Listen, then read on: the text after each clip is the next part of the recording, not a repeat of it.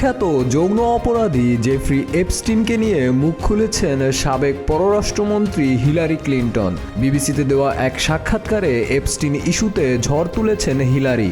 আলোচিত এপস্টিন ফাইলে যাদের বিরুদ্ধে অভিযোগ এসেছে তা পুরোপুরি খোলাসা করছে না ট্রাম্প প্রশাসন বলে অভিযোগ করছেন হিলারি। যুক্তরাষ্ট্রের সাবেক এই পররাষ্ট্রমন্ত্রী বার্লিনে বার্ষিক ওয়ার্ল্ড ফোরামে অংশ নেওয়ার সময় গণমাধ্যমটিকে সাক্ষাৎকারটি দেন। ওই সময় যুক্তরাষ্ট্রের বিচার বিভাগের অধীনে থাকা সব ফাইলগুলোকে উন্মুক্ত করে দেওয়ার কথা বললেও এ বিষয়ে জোরে সোরে এগোচ্ছে না তারা। হিলারি সাক্ষাৎকারটিতে বলেন, এপস্টিন ফাইলে অভিযুক্ত ডেমোক্র্যাট ও সবাই ন্যায্যভাবে আইনি সহায়তা ও আচরণ পাক। আমি চাই এটা ন্যায়সঙ্গত হোক। আমাদের লুকানোর কিছুই নাই। আমরা এর আগেও ফাইলগুলোকে খণ্ডিত করে নয়, পুরোপুরি প্রকাশ করার জন্য বলছি।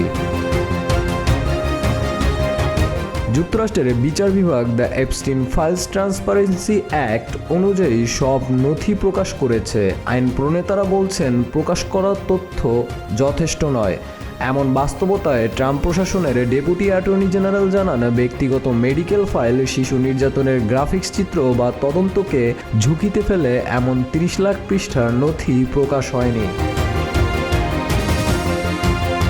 যদিও এপস্টিন সংক্রান্ত এসব নথিতে বেশ কয়েকবার যুক্তরাষ্ট্রের সাবেক প্রেসিডেন্ট বিল ক্লিন্টনের নাম ও ছবি এসেছে, যার জন্য সাক্ষ্য দেওয়ার জন্য ক্লিন্টন দম্পতির কংগ্রেস কমিটির সামনে হাজির হওয়ার কথা রয়েছে।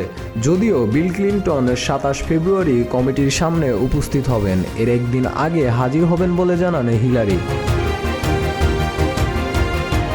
কুখ্যাত এই এপস্টিন 2019 সালের 10 আগস্ট নিউ ইয়র্ক কারাগারে মারা যান। যৌন অপরাধ ও যৌনকর্মের জন্য নারী ও মেয়ে শিশু পাচারের অভিযোগ হওয়া মামলায় তাকে গ্রেপ্তার করা হয়েছিল। বিচারকার্য শুরুর আগেই মারা যান তিনি। শাহরিয়ার হোসেন সৌরভ, প্রতিদিনের বাংলাদেশ।